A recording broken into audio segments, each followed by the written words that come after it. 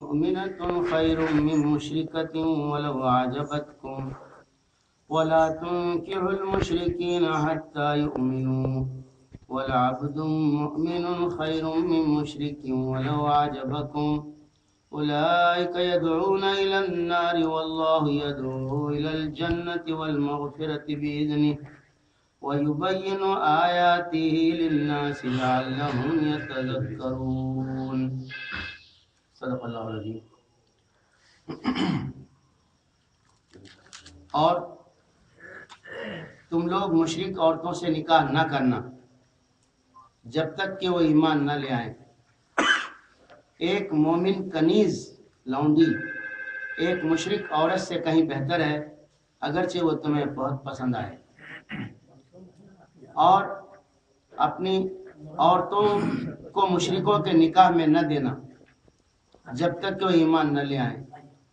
ایک مومن غلام ایک مشرک سے کہیں بہتر ہے اگرچہ وہ تمہیں بہت پسند آئے۔ یہ لوگ آگ کی طرف بلاتے ہیں اور اللہ اپنے حکم سے جنت اور مغفرت کی طرف بلاتا ہے، اور اپنی آیتیں لوگوں کے لیے کھول کھول کر صاف صاف بیان کرتا ہے تاکہ وہ یاد دہانی حاصل کریں، نصیحت حاصل کریں۔ سورہ بقرہ کی ایک آیت ہے، یہ مدینہ میں نازل ہوئی ہے، اور اس میں اللہ تعالیٰ نے نکاح کے بارے میں ایک بنیادی اصول بیان کیا ہے۔ وہ یہ ہے کہ مسلمان عورت کا نکاح کافر سے نہیں ہو سکتا، اور مسلمان مرد کا نکاح بھی کافر عورت سے نہیں ہو سکتا، اور یہاں کافر کے بجائے مشرک کا لفظ استعمال کیا گیا۔ اور اس کا مطلب علماء نے یہ بیان کیا ہے کہ بت پرست عورتوں سے، شرک کرنے والی عورتوں سے، شرک کرنے والے مردوں سے مسلمانوں کا نکاح ناجائز ہے، اور یہ نکاح منعقد نہیں ہوتا، یہ نکاح نہیں کرنا چاہیے، یہ نکاح حرام ہے۔ کیوں؟ اس لیے کہ اللہ تعالیٰ نے اس کے لیے حلال حرام کی اصطلاح استعمال کی ہے۔ چنانچہ سورہ ممتحنہ میں ہے، اعوذ باللہ من الشیطان الرجیم، وَإِذَا جَاءَكَ الْمُؤْمِنَاتُ مُهَاجِرَاتٍ فَامْتَحِنُوهُنَّ وَإِذَا جَاءَكَ الْمُؤْمِنَاتُ مُهَاجِرَاتٍ فَامْتَحِنُوهُنَّ فَإِنْ عَلِمْتُمُوهُنَّ مُؤْمِنَاتٍ فَلَا تَرْجِعُوهُنَّ إِلَى الْكُفَّارِ لَا هُنَّ حِلٌّ لَهُمْ وَلَا هُمْ يَحِلُّونَ لَهُنَّ وَآتُوهُمْ مَا أَنفَقُوا وَلَا جُنَاحَ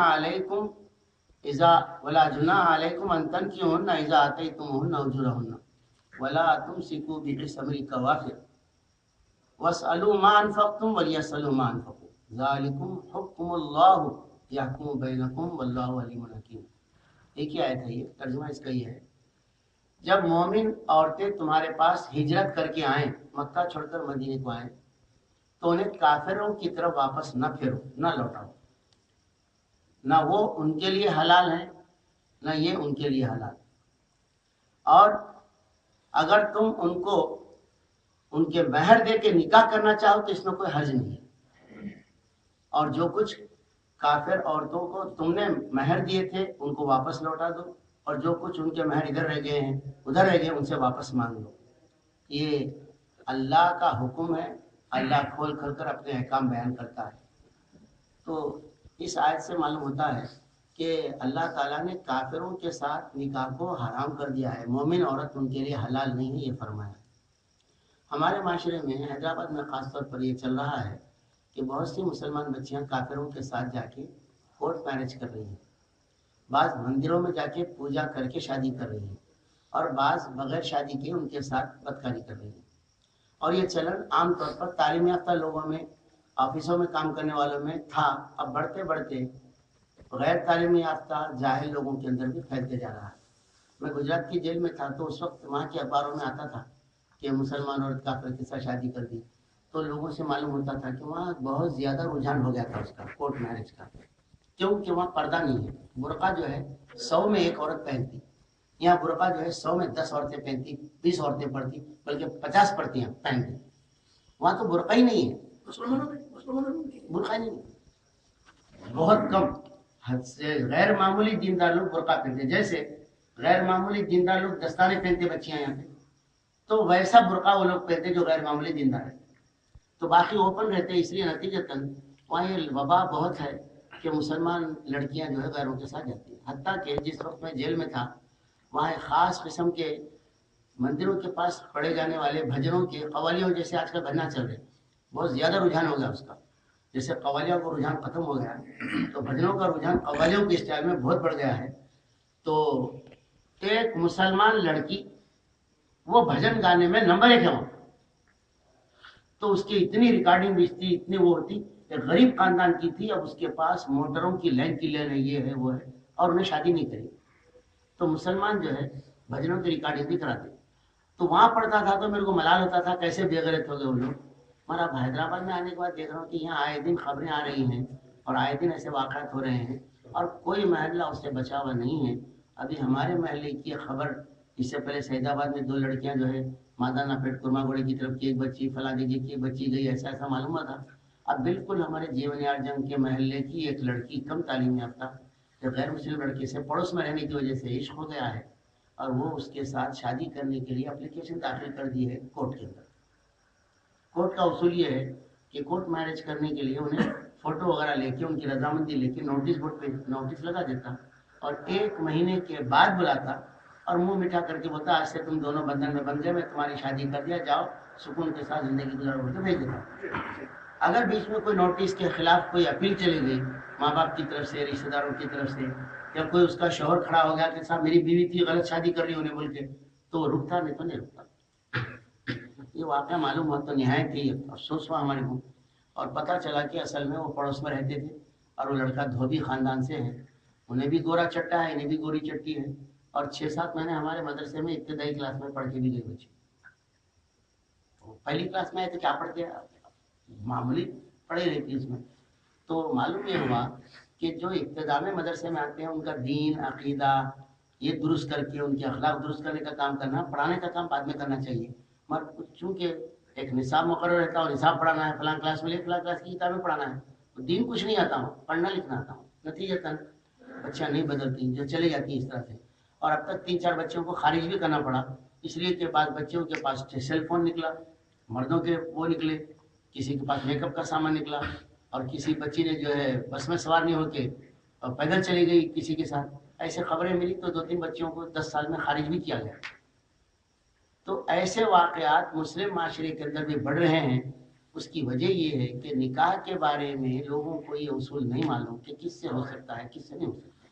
اس لیے آج یہ آیت میں سنانا چاہ رہا ہوں. بسم اللہ الرحمن الرحیم. ولا تنکحوا المشرکات, تم لوگ مشرک عورتوں سے نکاح مت کیا کرو, حتی یؤمنن, یہاں تک کہ وہ ایمان لائیں. اب اس کی تشریح میں ہے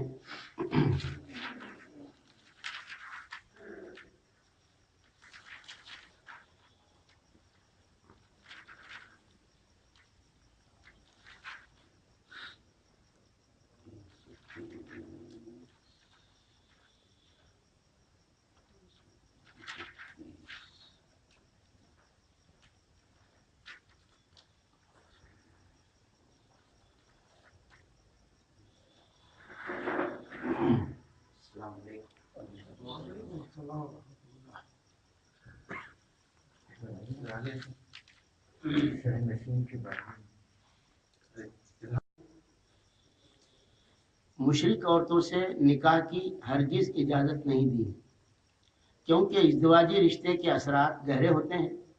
بیوی کے مشرکانہ عقائد اور اعمال کا اثر شوہر پر پڑتا ہے, اولاد پر پڑتا ہے, پورے خاندان پر پڑ سکتا ہے. بیوی گھر میں بت رکھے تو بچوں کا بت پرستی سے محفوظ رہنا مشکل ہوتا, کیونکہ جب وہ اپنی ماں کو بت کی پرستش کرتے ہوئے دیکھیں گے تو خود بھی بت پرستی کرنے لگ جائیں گے. اسی طرح ایک مسلمان عورت کا مشرک مرد سے نکاح عورت کے لیے زبردست فتنے کا باعث ہے. قرآن نے اس رشتے کو حرام قرار دیا ہے اور اس کی وجہ بھی صاف بیان کر دی ہے کہ یہ لوگ آگ کی طرف بلاتے ہیں, اس لیے ایسے رشتے سے اہل ایمان کو لازماً بچنا چاہیے. البتہ اس حکم میں بت پرست متعدد خداؤں کو ماننے والے کافر ملحد سب شامل ہیں. البتہ اس حکم میں اہل کتاب کی عورتوں سے نکاح کرنے کی اجازت مستثنا ہے, جس کا بیان سورہ مائدہ آیت نمبر 5 میں دیا گیا ہے. قرآن کے اس نصی حکم کے پیش نظر, یعنی بنیادی حکم کے پیش نظر, انٹر ریلیجیس میرجز یعنی بین المذاہب شادیوں کو مسلمانوں کے اندر رواج دینے کی قطعاً کوئی گنجائش نہیں ہے، اور نہ سیاسی مصلحتوں کی وجہ سے حرام کو حلال ٹھہرایا جا سکتا ہے۔ گورنمنٹ آف انڈیا میں قانون پاس ہوا ہے پارلیمنٹ میں، جو لوگ انٹر کاسٹ میرجز کرتے ہیں، انٹر ریلیجس میرج کرتے ہیں، ان کو زندگی گزارنے کے لیے پیسہ دیا جائے خزانے سے۔ چنانچہ وہ پیسوں کی جو رقم تھی وہ رقم بڑھا دی گئی ہے، ایسی شادیوں کے اوپر رقم بڑھا دی گئی ہے، ہزاروں کی رقم ان کو دی جا رہی ہے۔ اور اس کا مطلب یہ ہے کہ اس کے ذریعے سے سیکولر ملک یہ چاہتا ہے کہ سیکولرزم کی آبیاری ہو اس کے ذریعے سے، اور حقیقت میں یہ ہے کہ دین اسلام کو ختم کرنے، اس کو مٹانے کی چالوں میں سے ایک چال ہے۔ اس لیے کہ ہمارا خلا جو تھا اصل میں خلافت تھا، جس کے ذریعے سے اسلام کی حفاظت ہوتی تھی، وہ خلا ختم ہونے کے بعد جو بچا ہوا ہے وہ خاندان کا خلا ہے۔ خاندان کے خلے کے ذریعے سے ہی مسلمان باقی ہیں۔ اگر ہمارے پاس نکاح کا بندھن شریعت کے بجائے غیر شرعی طور پر ہونے لگتا تو مسلمان ہندوستان سے مٹ جاتے، اور اس طرح سے ہندو عورتیں مسلمانوں کے گھر میں آ جاتی، مسلمان ہندوؤں کے گھر میں چلے جاتے، تو ہمارا دین ایمان سب مشتبہ ہو کے ختم ہو جاتا، ایسا بن جاتا کہ ہم پہچانے نہیں جاتے۔ جو کچھ ہم باقی ہیں وہ نکاح کے اصول کی وجہ سے کہ مسلمان کا مسلمان سے نکاح ہوتا ہے، اس کے بغیر نہیں ہو سکتا، اسی وجہ سے مسلمان باقی ہیں ہندوستان میں۔ ورنہ ہم کو مٹانے کے لیے فسادات کیا کم تھے، ہم کو مٹانے کے لیے ہمارا اردو زبان سے دور کرنا کیا کم تھا، ہم کو مٹانے کے لیے نصاب کی تعلیم کی جو ہے نصاب بدل دینا کیا کم تھا، سب ختم ہو گئی۔ تو جو ایک جمعہ کی نماز اور مسلمان عورت کے ذریعے سے نکاح، یہ دو چیزوں نے ہم کو مسلمان باقی رکھا ہندوستان میں، چاہے ہم نام کے ہوں گے، کام کے نہیں ہوں گے، لیکن جیسے بھی ہے وہ باقی جس وجہ سے ہیں وہ اس ادارے کی وجہ سے ہے، جو ادارہ خاندان کا ادارہ۔ اور اس ادارے کے قیام کی جو بنیاد ہے وہ یہی ہے کہ مشرک سے نکاح نہیں ہے۔ اب سوال یہ پیدا ہوتا ہے کہ اللہ تعالیٰ نے یہ حکم جو دیا ہے اس کی وجہ کیا ہے؟ تو وجہ قرآن کی آیت میں بیان کی گئی ہے، اولئک یدعون الی النار، مشرک لوگ آگ کی طرف بلاتے ہیں، واللہ یدعو الی الجنۃ والمغفرۃ بإذنہ، اور اللہ اپنی جنت اور بخشش کی طرف تم کو بلاتا ہے اپنے اذن سے، حکم سے۔ اس سے معلوم ہوا کہ اصل چیز ہم کو جہنم سے بچنے کی فکر کرنا چاہیے۔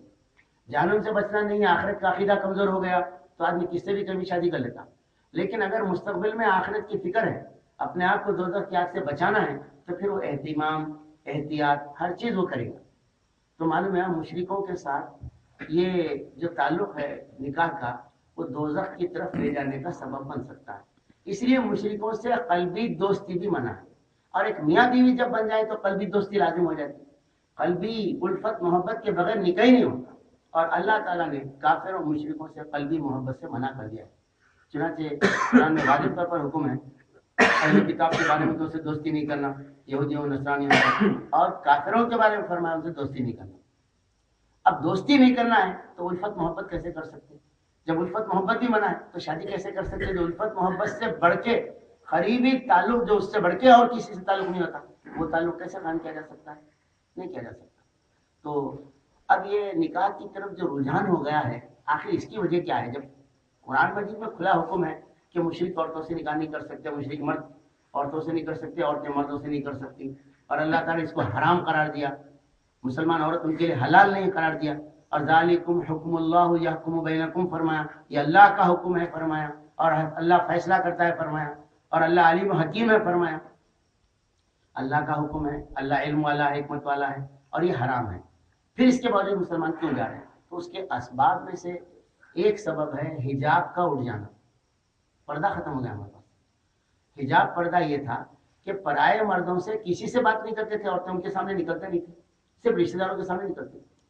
لیکن جب تعلیم عام ہونے کی بات چلی تو بچیاں کالج جانے لگیں، جب کالج جانے لگی تو پردہ ختم ہو گیا، جب حجاب ختم ہو گیا تو کانٹیکٹ شروع ہو گئے، جب کانٹیکٹ شروع ہو گئی تو دوستی شروع ہو گئی، جب دوستی شروع ہو گئی تو پھر ڈیٹنگ شروع ہو گئی، اس کے بعد یہ چلتی گئی۔ تو اس کے بعد معاشرے کے اندر یہ گورنمنٹ کی طرف جو پالیسی آئی کہ inter caste inter religious marriages ہونا میں ان کو دیا جائے، فائدہ دیا جائے، ایسوں کو نوکری بھی دی جا رہی ہے، ایک کوٹا مقرر ہو رہا ان لوگوں کے لیے جو ایسی شادیاں کرتی ہیں، تو لہٰذا ایسے میں اس کو بڑھاوا ملنے لگا۔ تو ایک سبب ہے حجاب کا ختم ہونا، دوسرا سبب ہے کو ایجوکیشن، مل جل کے تعلیم حاصل کرنے کی ادارے بن گئے، بچیاں بھی بیٹھے ہیں، بچے بھی بیٹھے ہیں، تو آگ اور پانی کا ایک جگہ رہنا دونوں میں سے کسی ایک کے لیے نقصان ہے، یا آگ غالب آئیں گی یا پانی غالب آئیں گا، لیکن دونوں بھی موجود رہیں تو کیسے ہو سکتا؟ پانی کی وجہ پیٹرول، ہاں ٹھیک ہے. تو اب آگ اور پیٹرول خالی میں بولے آپ, ٹھیک ہے, بہت اچھی بات بولے. دونوں بھی ایک دوسرے سے بھڑک جائیں گے, اس کا مطلب یہ ہوا. تو ہمارے پاس کوئی ایجوکیشن کہیں ہے تو پہلے عیب سمجھا جاتا تھا, اور مسلمان جو ہے ایسے اسکولوں میں بچیوں کو پڑھاتے تھے جہاں بچیوں کے زنانے کے لیے علیحدہ انتظام ابھی بھی پوسٹروں پہ لکھا رہتا ہے. کوئی اجتماع ہوتے ہیں تو کیا کسی اسکول کالج میں بھی لکھا ہوا ہے کہ خاص یہ لڑکیوں کے لیے الگ کلاسز ہیں؟ کوچنگ کلاسز میں ہم پڑھتے تھے پہلے تو لیڈیز کے لیے پردے کا انتظام ہے کوچنگ کلاس میں, یہ سپریٹ کلاسز فار گرلس. اب وہ ہوتے ہوتے ختم ہوتے جا رہا ہے, بلکہ بعض جگہ فیشن کے طور پر کو ایجوکیشن بولڈ لیٹر میں لکھا جا رہا ہے. اس طرح سے رواج دیا گیا کو ایجوکیشن کو, اور کو ایجوکیشن کے ذریعے سے مل جل کے پڑھنے کے ذریعے سے جو پہلے حجاب ختم ہوا تھا وہاں جانے سے حیا ختم ہوا. یہ دو چیزوں کے بعد تیسری چیز ہوئی سنیما بینی. سنیما کے ذریعے سے جتنے 99% جو فلم بنتے تھے وہ سب عاشقی کے اوپر مبنی ہوتے تھے, اور لوگ پکچر دیکھنے والوں کے اندر کوئی ہمت, حوصلہ, سچائی, قربانی, دوسروں کے کام آنے کا کوئی جذبہ نہیں. صرف یہ کہ عورت کیسی ہوتی, مرد کیسا ہوتا, دونوں کے ملنے سے کیا ہوتا, بس یہی. گانے بھی ویسے اور پکچر بھی ویسے ہوتے تھے. پکچروں کا نظام ختم ہونے کے بعد اب ٹی وی آ گیا, تو ٹی وی میں اس پکچروں سے بڑھ کے جس میں کیا تھا, ایک لڑکی لڑکے کی عاشقی کا کوئی مسئلہ رہتا تھا, اس سے صرف جذبہ پیدا ہوتا تھا کہ اپن بھی ایسا کر سکتے, کیا بولتے, وہ ڈرتے تھے بچے. اور اس کے بعد جب ٹی وی آ گیا تو ٹی وی کے اندر اس سے آگے بڑھ کر ایک ایک لڑکی کئیوں سے عاشقی, اور ایک کی بیوی, دوسرے کی معشوقہ, تیسرے کی, اس طرح کے سیریلز آنے لگ گئے. اور وہ بے محابہ پکچر تو ڈر کے مارے اکیلے جا کے دوستوں کے ساتھ دیکھتے تھے, اور یہ سیریلز اور یہ فلم, یہ ٹی وی وغیرہ گھر میں ماں باپ بھائی بہنوں کے درمیان دیکھنے لگے. تو جو تکلف تھا وہ بھی ختم ہو گیا, جو رکاوٹ تھی وہ بھی ختم ہو گئی. اس کے بعد اور ایک چیز جو سبب بنی, یہ ہماری لڑکیوں کا بے راہ رواں ہونا, لڑکوں کا بے راہ رواں ہونا, اس میں سبب یہ بھی بنا کہ ایک 20 سال پہلے سے مسلمانوں کو معاشی تنگی دور کرنے کے لیے باہر کے ملکوں میں جا کے پیسے کمانے کی عادت لگی. ایک 20 سال سے زیادہ, بہت ہوتا 25 سال میں ہوگی. نتیجے میں بہت سے لوگ پیسے کمانے کے لیے گئے اور وہاں دولت کمائے, تو یہاں گھر کی نگرانی ختم ہو گئی. پہلے ایک زمانے میں ایسا تھا, گھروں میں نگرانی تھی, اور باپ چیک کرتا تھا بیٹا دیر سے آیا, کیوں دیر سے آیا, دوستاں کون ہے اس کے, دوستوں کو ڈانٹ ڈپٹ کرتا تھا. پکچر گیا معلوم ہوا تو مارتے پیٹتے تھے بچوں کو. سنیما کیسا دیکھا تھا, مجھے یاد ہے شمع بول کے ایک پرچہ تھا جس میں فلموں کے بارے میں زیادہ باتیں رکھی تھی. وہ پرچہ ہمارے بڑے بھائی کے ہاتھ میں دیکھے تو ہمارے والد صاحب بٹھا کے آدھا دن تک ان کو سمجھائے کہ اس کا کیا کیا نقصان ہے. شمع جیسا ایک ادبی پرچہ جو فلمی میگزین تھا, پڑھنے نہیں دیتے تھے, پکچر دیکھنا تو دور کی بات ہے. لوگ وہ جو نگرانی کرنے والا باپ تھا, وہ باپ چلے گیا تو گھر کی نگرانی ختم ہو گئی, اور گھروں کی نگرانی ختم تو خاندان میں کوئی بڑے بوڑھے ہوتے تھے, خاندان ہمارے ٹوٹ گئے. خاندانوں میں ایک جگہ رہنے کا جو مزاج تھا مل جل کے رہنے کا وہ ختم ہو کے تنہا رہنے کا, شادی ہوتے بیوی کے ساتھ الگ ہو جانے کا رجحان بڑھ گیا. یہ مادہ پرستی کی وجہ سے ہوا, بے دینی کی وجہ سے ہوا. نتیجتاً باپ گھر میں نگرانی کرنے والا کوئی نہیں ہے, اور ماں اپنے بچوں کی پوری دیکھ بھال نہیں کر سکتی. ماں کھلا پلا سکتی ہے, بیماری میں تیمارداری کر سکتی ہے, لیکن بچوں باہر کیا کریں اس کی نگرانی نہیں کر سکتی. اور بہت سی مائیں تو ایسی تھی, خود ان کے شوہر باہر گئے تو انہوں خود بے راہ ہو گئے تھے, انہوں کیا اپنے بچوں کی نگرانی کرتے. نتیجے میں بچوں کو ہر طرف سے کھلی چھوٹ مل گئی. اس پر مزید یہ کہ جو نصاب کالجوں میں اسکولوں میں پڑھایا جاتا اس میں اخلاق کی کوئی تعلیم نہیں تھی. اب آخری چیز جو رکاوٹ تھی نوجوانوں کے لیے, وہ باپ بھی نہیں ہے, خاندان میں بھی نگرانی کرنے والا کوئی نہیں ہے, اور وہ بھی نہیں ہے, یہ بھی نہیں, لیکن ماحول پہلے مسلمانوں کا محلوں کا ایسا تھا. محلوں میں سب ایک دوسرے کو پہچاننے والے تھے, کس کا بچہ کیا کر رہا, کس کی بچی کیا کر رہی, تو ایک دوسرے کے علم میں آ جاتا تھا. تو ارے ہمارے پڑوسی کو معلوم ہو جائے گا, بابا کے دوست کو معلوم ہو جائے گا, ہماری خالہ کو معلوم ہو جائے گا, اماں کی سہیلی کو معلوم ہو جائے گا. یہ ایک رکاوٹ تھی. مگر شہر کے اندر تیزی کے ساتھ بدلتے ہوئے ماحول میں پڑوسی کے تعلقات کم ہو گئے, اور پڑوسی کے لیے اجنبی بن گیا. اب پڑوسیوں کا دباؤ ختم ہو گیا.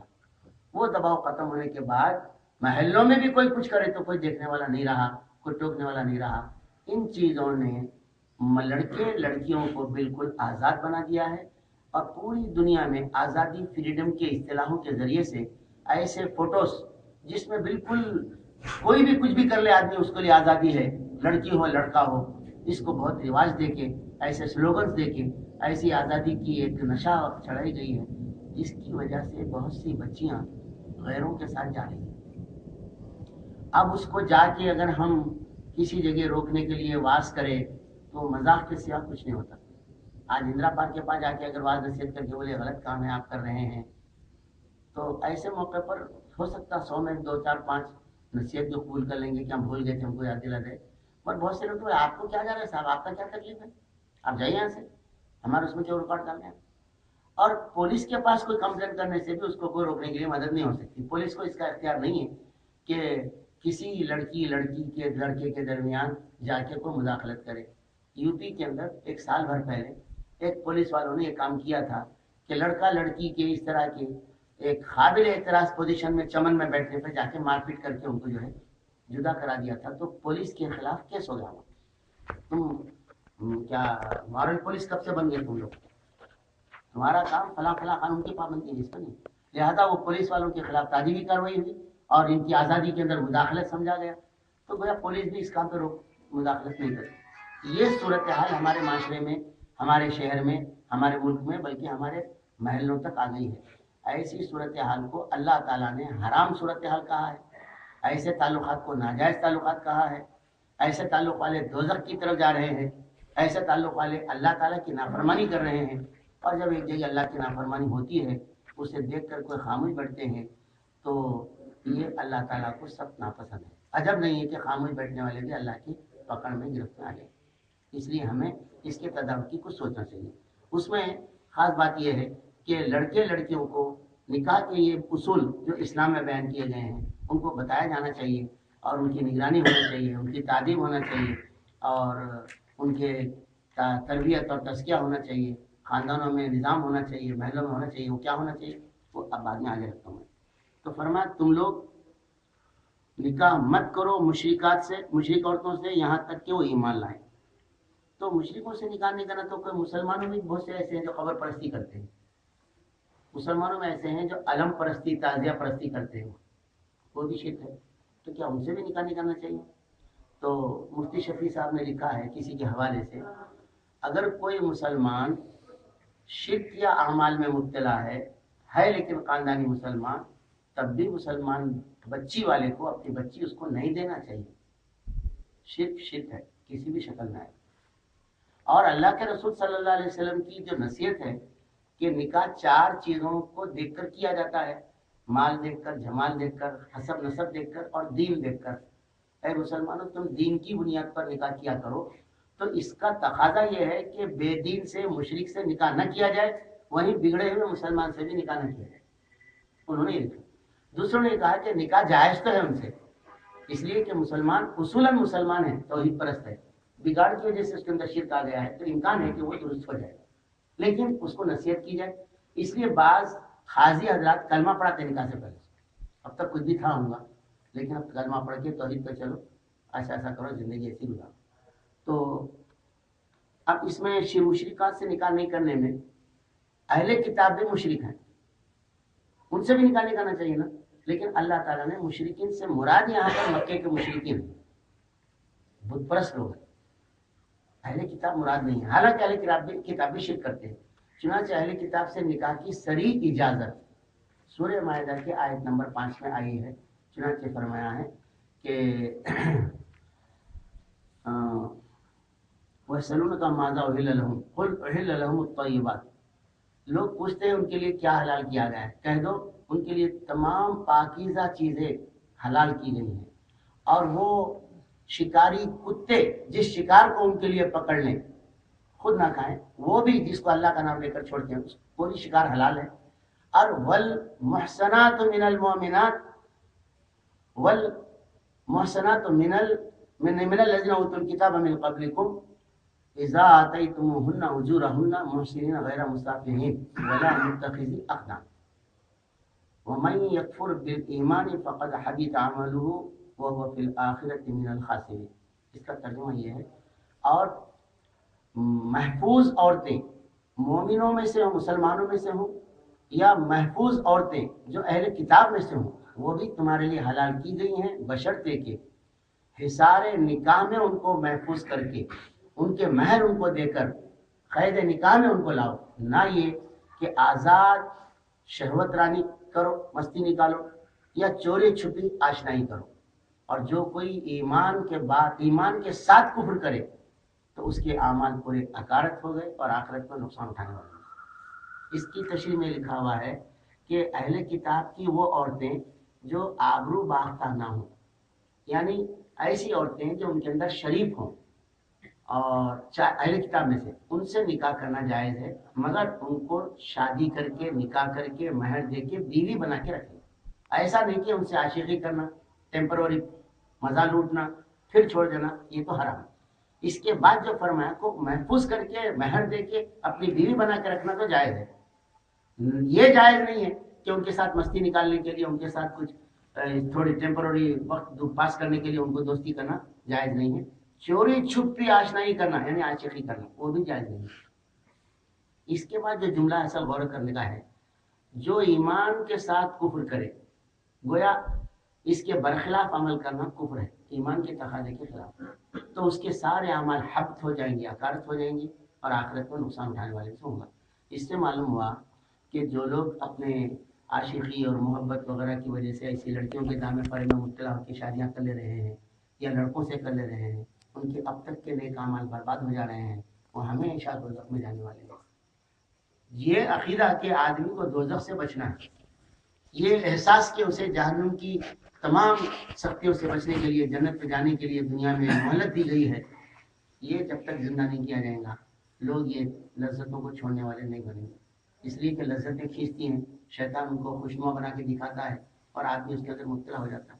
اس سے بچانے کے لیے ہر طرف سے دروازے کھلے ہیں، بغیر ٹکٹ سفر کرنے کے، تو ٹکٹ لینے کی کون زحمت گوارا کرے گا؟ ٹکٹ تو وہی لے گا جس کو معلوم ہے کہ اگر پکڑے گا تو جیل جانا پڑے گا۔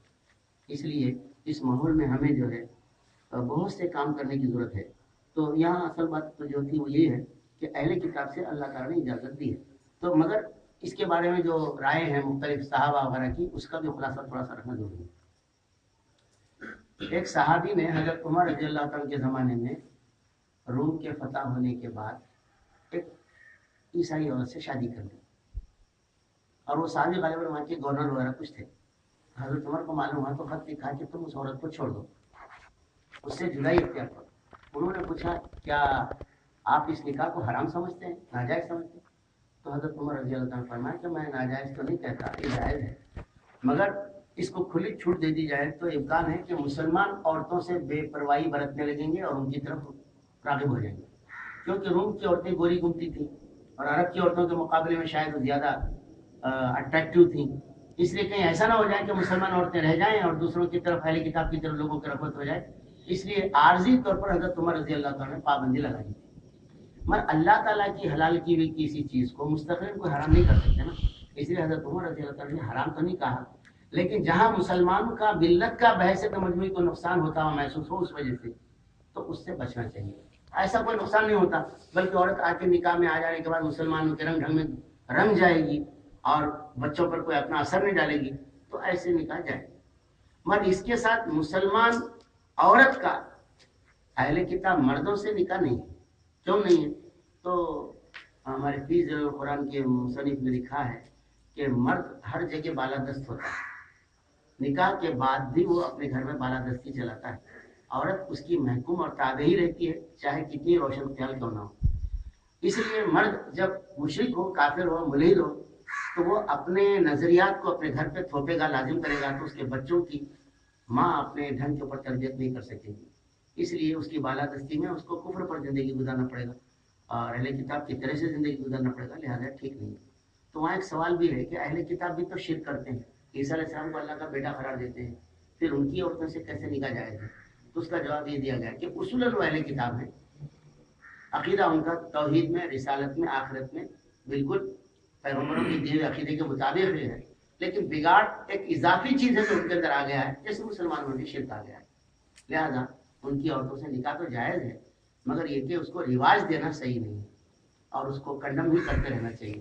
مگر گنجائش دی اللہ تعالیٰ نے، نہیں معلوم کب کیسے حالت پیدا ہو جائے کہ اس وقت اہل کتاب عورتوں کی ضرورت پڑ جائے، تو پہلے اس کی ضرورت باقی رہ سکتی ہے۔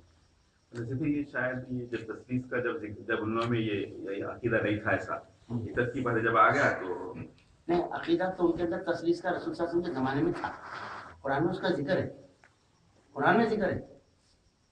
وقالت الیہود عزیر ابن اللہ وقالت النصارى المسیح ابن اللہ. یہ عزیر کہتے ہیں کہ عزیر اللہ کے بیٹے ہیں، عیسائی کہتے ہیں کہ مسیح اللہ کے بیٹے ہیں. پھر اللہ کے بیٹے کیسے ہیں؟ تو نہ کہو ولا تقولوا ثلاثہ انتہوا خیر لکم، مت کہو کہ خدا تین ہے، کہو کہ ایک ہی ہے اللہ کا. تو تین کا عقیدہ اس زمانے سے تھا تسلیم کا. اس کے باوجود ہاں البتہ وہ مورتی بنا کے پوجا کرتے تھے نہیں کرتے تھے وہ ہم نہیں جانتے، لیکن عقیدے میں شرک میں اللہ کا بیٹا کہنے کا تو پہلے سے آگے کی بات. اس کے باوجود ان کو اللہ کا ان کو اہل کتاب کہا گیا، ان کے ذبیحہ کو حلال قرار دیا گیا، ان کی عورتوں کو حلال قرار دیا گیا. اس سے معلوم تھا عقیدہ بنیادی طور پر توحید رسالت آخرت میں مشترک ہیں ہمارے، لہذا وہ ان کی عورتیں حلال. تو اللہ تعالیٰ فرمائے کہ مشرک عورتوں سے نکاح مت کرو یہاں تک کہ ایمان لائیں. وَلَأَمَةٌ مُؤْمِنَةٌ خَيْرٌ مِّن مُشْرِكَةٍ. باندی کنیز اس زمانے میں تھی، اب نہیں ہے. لونڈی کا مطلب ہے کہ اس زمانے میں غلامی کا رواج تھا، غلامی چل رہی تھی، اسلام نے قائم نہیں کیا تھا، اس کو پہلے سے چل رہی تھی. اسلام نے اس کو کنٹرول کیا، پھر بعد میں آہستہ آہستہ اس کو ختم کیا. تو جو غلام انسانوں کی آبادی کے برابر، ان کی آبادی آزاد کے مقابلے میں غلاموں کی آبادی بلکہ بڑھ کے تھی. تو ان میں سے جو باندیاں ہیں، تو کوئی مومنہ باندی ہے تو آزاد خوبصورت عورت سے زیادہ بہتر ہے اللہ تعالیٰ پر، چاہے تم کو بھلی لگے، اچھی لگے، پسند ہو. ولا تنکحوا المشرکین، اور تم مشرک مردوں سے تم نکاح مت کرو، اپنی عورتوں کے نکاح تم مت کرا دو. حتیٰ یؤمنوا، یہاں تک کہ وہ ایمان نہ لائیں. وَلَعَبْدٌ مُؤْمِنٌ خَيْرٌ مِّن مُشْرِكٍ، ایک غلام مومن مرد آزاد سے، مشرک آزاد سے بہتر ہے. وَلَوْ أَعْجَبَكُمْ، چاہے تم کو زیادہ اچھا لگتا ہو. أُولَٰئِكَ يَدْعُونَ إِلَى النَّارِ، وہ لوگ آگ کی طرف بلاتے ہیں. وَاللَّهُ يَدْعُو إِلَى الْجَنَّةِ، اور اللہ تعالیٰ تم کو جنت کی طرف بلاتا ہے. وَالْمَغْفِرَةِ، اپنے بخشش کی طرف بلاتا ہے. بِإِذْنِهِ، اپنے اذن سے یعنی حکم سے. وَيُبَيِّنُ آيَاتِهِ لِلنَّاسِ، اور وہ اللہ کھول کے بیان کرتا ہے آیتیں لوگوں کے واسطے. لعلہم یتذکرون، تاکہ وہ نصیحت حاصل کرے، شاید کہ وہ نصیحت حاصل کرے. نصیحت کے لیے اللہ تعالیٰ کے احکام پہنچانا، سنانا، تاکہ ان کو درست کیا جائے، اس سے پہلے نہیں کرتا. بعض لوگ کہتے ہیں سنانے سے کیا فائدہ صاحب، ڈنڈا ہونا، درہ ہونا. تو درے کی بھی ضرورت ہے، ڈنڈے کی بھی ضرورت ہے، نگرانی کی بھی ضرورت ہے. اس کے ساتھ اللہ تعالیٰ کے احکام سنانے، واعظ کرنے، نصیحت کی، ہر چیز کا ایک خاص اس کے ساتھ مل جل کے کام کرنا چاہیے. ایسا نہیں کہ بھائی ایک ہی طرف چل رہے ہیں، ڈنڈا ہی چلا رہے خالی، صرف ڈنڈے سے کام نہیں ہوگا، بلکہ واعظ، نصیحت، یاد دہانی، تذکیر، اور اس کے ساتھ ماحول بنانا، اس کے ساتھ نگرانی کرنا، اور اس کے ساتھ کبھی تعلیم بھی کرنا. سب مل کے کام ہوگا تب درست ہوگا، نہیں تو نہیں ہوگا. اب اس کے تدارک کے لیے کیا کرنا چاہیے؟ یہ معاملہ ایسا ہو گیا ہے، تو اس کے تدارک کے پہلوؤں پر غور کرنے کے لیے تو کئی چیزیں ہیں. پہلی چیز تو یہی ہے کہ اپنے گھروں میں بچوں کو دینی تعلیم دی جائے. دینی تعلیم سے مراد کسی دینی مدرسے میں پڑھانا نہیں بول رہا ہوں، حلال حرام کی تمیز آ جائے، جنت دوزخ معلوم ہو جائے، مسلمان میں کافر میں پہچان پیدا ہو جائے، شرک و توحید کا فرق معلوم ہو جائے، ہماری ذمہ داری دنیا میں کیا ہے مسلمان کی یہ معلوم ہو جائے، ہماری تاریخ اسلام کیا تھا، پیغمبر کیوں آئے تھے دنیا میں، کیا کیا دنیا میں حالات ان پر گزرے، یہ معلوم ہو جائے. تو بنیادی اسلامی تعلیمات بچوں کو دینا نہایت ضروری ہے. ہمارے پاس بچوں کو بنیادی اسلامی تعلیمات کے لیے یا تو غریب لوگ مسجد کو بھیجتے، تو بغیر سمجھے یسر قرآن قاعدہ، اس کے بعد ایسے قرآن پڑھا دیتے، اس کے بعد وہاں سے بچے میرے کو قرآن پڑھنے آ گیا ان کے چھوڑ دیتے، اور بڑے ہونے والے بولتے میرے کو عرب بھی آتی ہوتا. کیا ہوتا، کیا عرب بھی آتی، قرآن پڑھتا ہوں. جو لوگ غریب نہیں ہیں، مالدار ہیں، ان کے پاس مولوی صاحب جاتے ہیں، ان کے گھروں میں مولوی صاحب پڑھا دیتے. انہوں بھی کیا کرتے ہیں، صرف ناظرہ قرآن پڑھنے کی صلاحیت پیدا کر دیتے، کچھ دعائیں سکھا دیتے صبح شام کے، کھانے پینے کے، سونے جانے کے. یہی ہے پورا دین کا خلاصہ. اس کے مقابلے میں ایسا ہونا چاہیے کہ ہر گھر میں اپنے بچوں کو باپ جس طرح سے اچھے اسکول میں پڑھانے کی کوشش کر رہا ہے، اس کو چاہیے اپنے بچوں کو سچا مسلمان بنانے کے لیے دین سکھانے کا کام کرے. اس کے نصاب ہیں بہت سارے، ہر مرشد، پیر، جماعت، ہر تنظیم اپنے اپنے انداز سے ایک دینی نصاب بنا کے رکھی ہے، وہ نصاب پڑھانے کا اہتمام کرے. اب تبلیغی جماعت کے بھائیوں نے یہ کام شروع کیا ہے کہ تبلیغی نصاب میں سے فضائل اعمال ہر گھر میں سنایا جاتا ہے. دین کتاب سنانا تاکہ بچے دیندار بن جائیں. تو جس چیز کو صحیح سمجھ اس کے اوپر لگے ہوئے کام پہ. اور اپنی عورتوں کو بھی لے کے نکل رہے ہیں تاکہ بچے بھی ان کے عورتیں سب گھر میں دین کا ماحول آ جائے، جبکہ دوسرے لوگوں کے پاس اپنے گھروں کو دیندار بنانے کی طرف رغبت کم۔ تو ایک کام تو یہ کہ بچوں کو دیندار بنا، دوسرا یہ اپنے خاندان کے اندر ہفتے میں کم سے کم ایک مرتبہ واعظ، نصیحت، دعوت، اصلاح کا کوئی کام ہونا چاہیے۔ مثلا گھر کا بڑا آدمی گھر میں قرآن سنائے، حدیث سنائے، تفسیر سنائے، یا صحابہ کے واقعات سنائے، یا کوئی ایسے پروگرام کا کیسٹ دکھا دے ویڈیو کو جس میں دین کی دعوت ہو، اصلاح کے پہلو کی۔ ہم اس لیے کہ گھروں میں 12 گھنٹے تک ٹی وی چل رہا ہے اور لوگ جو ہے 12 گھنٹے تک شیطان کی دعوت سن رہے ہیں، اشاروں میں، کناروں میں، آواز میں، گانوں میں، تو کیا ہفتے بھر میں ایک آدھا گھنٹہ بھی اللہ کی بات نہیں سنائیں گے تو پھر وہ کیسے دیندار رہیں گے؟ تو پہلا کام ہے بال بچوں کو دیندار بنانا، گھر میں دینی ماحول پیدا کرنا۔ دوسرا کام یہ ہے اپنے گھر سے دین کی مخالف چیزوں کو ہٹا دینا، وہ ہے ٹی وی کلچر۔ تیسرا کام ہے اپنے بچوں کو ایسے اسکولوں میں شریک نہیں کرنا جہاں کوئی ایجوکیشن ہو، یہاں بالکل سیکولر تعلیم دی جاتی ہے اور دین کا کوئی پیریڈ، اسلام کا کوئی پیریڈ نہ ہو۔ اور اس کے بعد کی بات یہ ہے کہ ہم جس محلے میں رہتے ہیں اس محلے کے اندر مسلمان ایک ایسا نظم بنائیں کہ کم سے کم اپنی گلی کوچے کی حد تک ایسی نگرانی ہو کہ کوئی بھی، چاہے کرایہ دار ہو، مالک مکان ہو، کوئی مسلمان غیر شرعی کام علانیہ نہ کرنے پائے۔ اگر کوئی غیر شرعی کام علانیہ ہو جائے، چاہے بے پردگی کا ہو، یا لڑکوں کا چورستے پہ بیٹھ کے چھیڑ چھاڑ کرنے کا ہو، یا رات میں 12 بجے تک کی وہ ہاتھ میں سیل فون لے کے باتیں کرتے کھڑے رہنے کا ہو، یا غب بازی کا ہو، کوئی کام غیر شرعی ہو، غیر اخلاقی ہو، اس پہ روک لگانے کا نظام کرنا۔ اگر وہ روک لگانے کا نظام ہم نہیں کریں گے تو برائی پھیلتے نہیں ہے۔ اور ایک کام یہ ہے کہ شادیوں کو آسان کرنا۔ ہمارے پاس نکاح مشکل ہونے کی وجہ سے ایک تو وقت پہ شادی نہیں ہو رہی تو بڑی مشکل سے ہو رہی، نتیجتاً بچے دیکھ رہے ہیں کہ اب کب نمبر لگتا ہے کہ ہمارا ابھی بڑے بھائی صاحب کی شادی نہیں ہے، بچے سوچ رہے کہ بڑی بہن بیٹھی ہے میری کب ہوتی کی شادی۔ نتیجے میں انسان ہے، جذبات تو کے اندر رہتے ہیں، بالغ ہوتے شادی کرنا شریعت کا تقاضا ہے، اور بالغ ہو گئے لیکن شادی نہیں ہو رہی، بلکہ عمریں ڈھل رہی لیکن شادی نہیں ہو رہی۔ تو یہ کس وجہ سے ایسا ہو رہا؟ تو اس کے اندر کئی وہ اسباب ہے۔ ایک تو یہ کہ خوبصورتی تلاش کرنے کی وجہ سے بچیاں بیٹھی ہوئی ہیں، معیار زندگی تلاش کرنے کی وجہ سے بچیاں بیٹھی ہوئی، بچے بیٹھے ہوئے ہیں۔ دوسری وجہ یہ بھی ہے کہ لین دین کی مطالبوں کی وجہ سے بچی بیٹھی ہوئی ہیں۔ یہ سارے ذہن کے اندر جو خرابیاں ہیں اس کو دور کرنا، وہ کیسا دور کریں گے صاحب؟ بچی والا تو دور نہیں کر سکتا، رشتے کو آئے تو میں کچھ نہیں دیتا، کرتے تو کرو، میری بچی سے نہیں ہوتے بولے تو کوئی کر لیتا اسے، انہیں دور نہیں کر سکتا۔ معاشرے کے امام، خطیب، جماعتیں، ادارے، مدرسے اور بستی کے ذمہ دار لوگ یہ ذہن فکر مزاج بنانا کہ صاحب لین دین کی شادی غلط شادی ہے، اور یہ بولے تو نہیں ہوتا، لین دین کی شادی میں جانا ہی نہیں، اس کو کنڈم کرنا، اس کو شادی میں دعوت کا بائیکاٹ کرنا، اور انہیں شادی کرا تو اس کو مبارکباد نہیں دینا چاہتا۔ جا کے جب ان کے اوپر اثر پڑے گا، ارے محلے کے لوگ ہی نہیں یار کیا بات ہے، آخر چوری سے کر رہے کیا شادی، ان کو احساس ہونا کہ صاحب ہماری یہ شادی ناپسند ہے لوگوں۔ چونکہ لین دین اور شان ٹھاٹ باٹ کی شادی پسند کر کے ہم جا کے کھا کے سبحان اللہ ماشاء اللہ کیا اچھا کھانا کھلایا بھائی کیا رہے ہم، تو اس کا رواج پڑ رہا۔ کیا اچھی دلہن لائے آپ، بہن صاحب بہت اچھا تلاش کرے، جو خوبصورت دلہن کو دیکھ کے لڑکی عورتیں ہیں تو اس کو مبارکباد دے رہے۔ اس کو کنڈم کرنے کے لیے جتنے طریقے ہو سکتے ہیں اس کو ہم اختیار کرنا، تو بس شادی کو آسان کرنا ہمارے پاس۔ اور حیا، بے پردگی، جو بے حیائی اور بے پردگی آ گئی ہے، تو حیا ایک قیمتی چیز ہے، عفت اور عصمت ایک نایاب چیز ہے اور بہت ہی قیمتی چیز ہے، اس کا احساس پیدا کرنا۔ حیا کا، عفت کا احساس مٹتے جا رہا ہے۔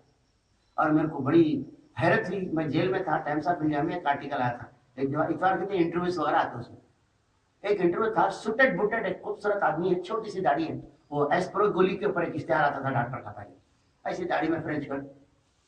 تو اس کے اندر انہیں اس کا انٹرویو میں جو تھا میں پڑھا تو اس کا خلاصہ بولنا چاہ رہا ہوں۔ میں جیل میں تھا جب کال سینٹرز کا بزنس شروع ہوا، کال سینٹرز پہلے نہیں تھے، 8-10 سال پہلے نہیں تھے۔ کال سینٹر کے بزنس کی وجہ سے لڑکیاں جو ہے راتوں کی نوکری لڑکوں کے بازو بیٹھ کے کر رہی ہیں، اور تنخواہیں 40-40 ہزار، 30-30 ہزار، نتیجے میں خوب پیسے ملے تو خوب میک اپ کر کے جا رہی ہیں۔ تو بنگلور کے اندر ایک نئی نویلی دلہن بھی رات کی ڈیوٹی کو جا رہی تھی، تو ٹیکسی جو پرائیویٹ ٹیکسی آتی تھی جانے، وہ ٹیکسی ڈرائیور اس کو قتل کر کے ریپ کر کے اس کو قتل کر دیا تھا۔ وہ کیس بہت لمبا چلا تھا، تو کال سینٹر پہ نگرانی ہونا، اور ڈرائیور ایسا ہونا، گاڑی ایسی ہونا، وہ ہونا، سب مختلف چیزیں چل رہی تھی۔ تو اس زمانے میں کیرلا کا ایک پادری سوٹڈ بوٹڈ کال سینٹرز کو جا رہا تھا، اور وہاں سے ٹائم لے کے ایک ان کو جو ہے پرسنالٹی ڈیولپمنٹ کا لیکچر کے نام پہ لیکچر دے رہا تھا. پرمیشن لے کے بعد آتا ایک ایک کال سینٹر میں 150 لوگ کام کرتے تھے. تو پرسنالٹی ڈیولپمنٹ میں کیا بولا تھا؟ ایک ہی موضوع تھا اس کے پاس, اور وہ موضوع تھا عفت اور باقراہ رہنا دوشیزگی قیمتی چیز ہے.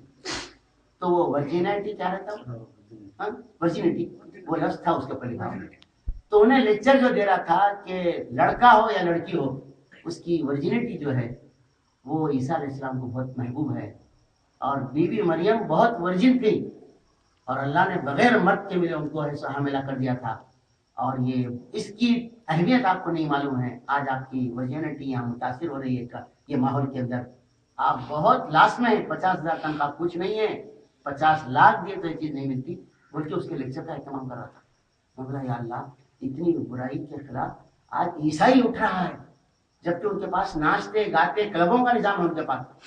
کوئی مسلمان نے اٹھا ہے بتانے کے لیے کہ دوشیزگی ایک قیمتی چیز ہے, عفت ایمان سے اس کا تعلق جڑا ہوا ہے. تو عفت اور آبرو اس کی اہمیت کے بارے میں ہم بیدار کرنا, مسلم کالجوں میں, اسکولوں میں اور محلوں کے اندر ایسے لیکچرز کا اجتماع کا اہتمام ہونا جس کے ذریعے سے معاشرے کے اندر. اور ایک چیز اس میں یہ ہے, کبھی کوئی لڑکا لڑکی اس طرح کے اس میں ملوث ہو گئے تو کیا کرنا, یہ بھی تدارک کے لیے ضروری ہے. تو ایسا کیس اگر سامنے آ جائے تو دونوں کو پہلے تو سپریٹ کرا دینا, اس کے بعد اسلام کی تبلیغ کرنا, کلمہ قبول کرا دینا. مسلمان ہو گئے تو دوبارہ نکاح پڑھا دینا, کیونکہ زانی زانیہ کے ساتھ نکاح کرنا بلکہ قرآن میں لکھا ہوا ہے, دوسرے سے نہیں کرنا.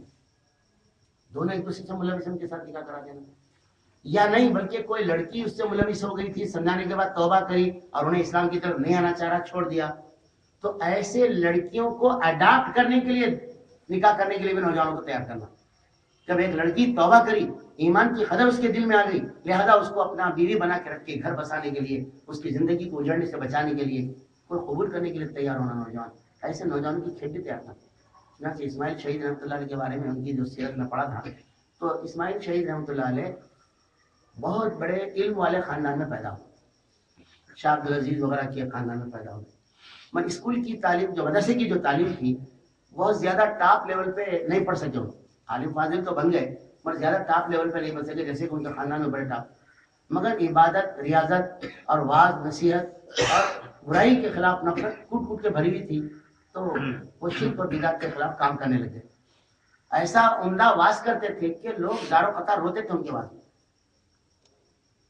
تو اس کے بعد بہت بڑا ان کا حلقہ بنتے گیا تو لوگ مرید ہونے لگے. تو ان کے پڑھائے ہوئے استاد ان کے مرید کب بن گئے. تو اساتذہ کو لے کے, سب کو لے کے, اپنے مریدوں کو لے کے گاؤں قافلہ جاتا تھا, اصلاح کا کام کرتے تھے لوگ. اس زمانے میں محرم کے بہت بدعت تھیں اور دوسری بدعتیں بہت تھیں. تو شرک اور بدعت کے خلاف ہی ان کی مہم تھی. پورے ملک کے اندر جہاں بھی جاتے تھے شرک کے خلاف واعظ نصیحت کرنا, توبہ کرانا, سنت پہ چلنے کی.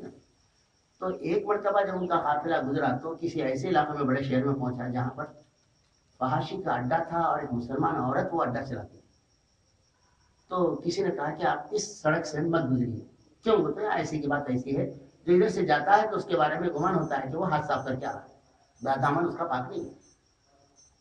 تو پھر آج ہم وہیں جائیں گے, جا کے وہ اس کے محل کے سامنے, اس کے بڑے بنگلے کے سامنے وہ ترنم سے کچھ پڑھتے تھے.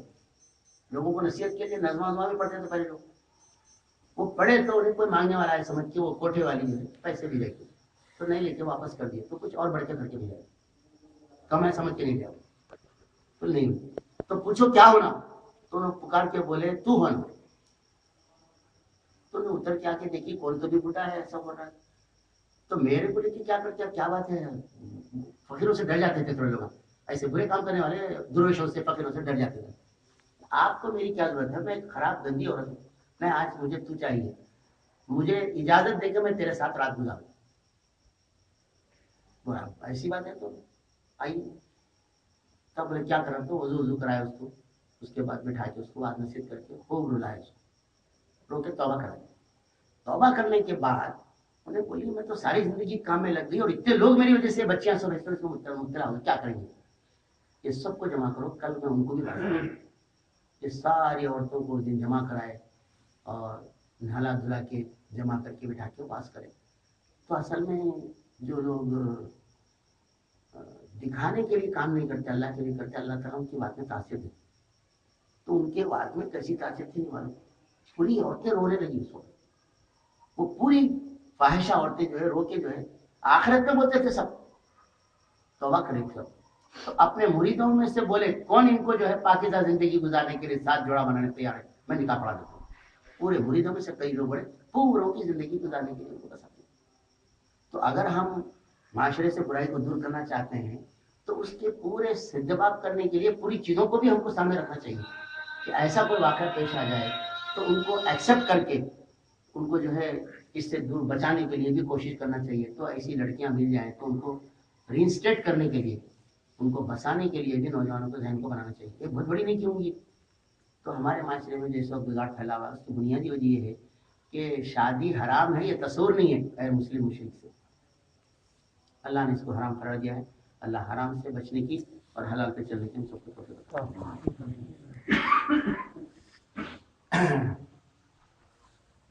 मौलाना आज कोई मजमून नहीं लाए।